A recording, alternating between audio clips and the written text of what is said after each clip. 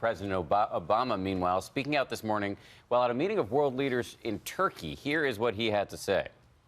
The skies have been darkened by the horrific attacks that took place in Paris. We stand in solidarity with them in hunting down the perpetrators of this crime and bringing them to justice. So this question this morning, does this mean the U.S. and its allies are going to step up the fight against ISIS? Let's bring in ABC News Chief Foreign Affairs Correspondent Martha Raddatz. Martha, good morning. Good morning, Dan. Curious to see what you and your sources are thinking this morning. Do you think these attacks will provoke an escalation by America and its allies?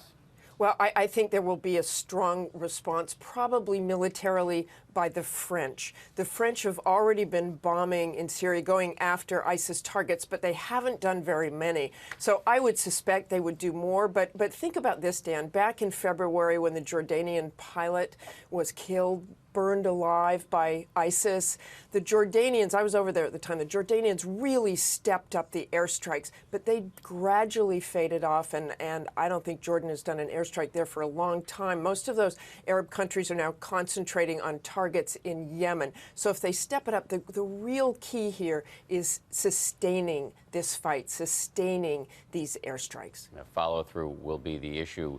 We are, as everybody knows, in the middle of a presidential campaign here at home. Some of the Republican presidential candidates have been attacking President Obama quite vigorously for not being aggressive enough on ISIS. Let me quote Senator Ted Cruz from Texas, who said, "I recognize Barack Obama does not wish to defend this country."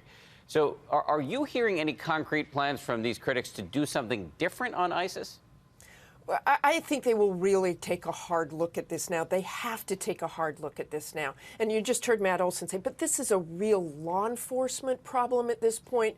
Yes, they're doing this militarily. They're going after training camps. There was a training camp in Afghanistan a few months ago, they found. But this is law enforcement. They have to understand how these people are getting into these European countries, what you can try to do to stop people going to Syria and coming back. And that is a real manpower issue. Do they have the people to track these people who go into Syria? And I think the answer is probably no. So they're going to take a hard look not only at the military campaign, but the law enforcement issues as well, which is the key here. There's the law enforcement side and then the military side, and the question of whether to put more boots on the ground, something that Americans don't seem to have, at this point at least, a lot of appetite for.